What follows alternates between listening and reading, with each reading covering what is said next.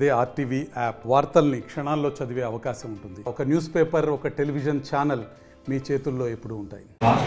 ఈరోజు రాత్రి సుమారు 2:45 సమయంలో అనంతపురం టౌన్లోని రామ్నగర్ మెయిన్ రోడ్లో ఉన్న ఎస్బీఐ ఏటీఎంలో గుర్తు తెలియని వ్యక్తులు గ్యాస్ కట్టర్తో ఏటీఎంను కట్ చేసి ఓపెన్ చేసి ఏటీఎంలో ఉన్న నగదును దొంగిలించినారు.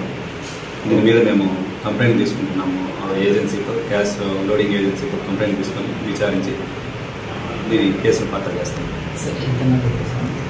ఇప్పుడు మనకు ప్రిలిమినరీగా ఇంకా వాళ్ళతో ఫోన్లో మాట్లాడడం జరిగింది. ఇంకా కంప్లైంట్ రావాల్సింది. అరౌండ్ 29 lakhs అని వాళ్ళు ఫోన్లో చెప్పడం జరిగింది. వాళ్ళు వస్తే మనకు క్లారిటీ వస్తుంది. వాళ్ళు అరేంజ్ చేసుకోలేదు. సెక్యూరిటీ ఏటీఎం బ్యాంక్ వాళ్ళని అరేంజ్ చేయలేదు. అలారం సిస్టమ్ అయితే ఉంది. అలారం కూడా మనకు అలర్ట్ చేసింది.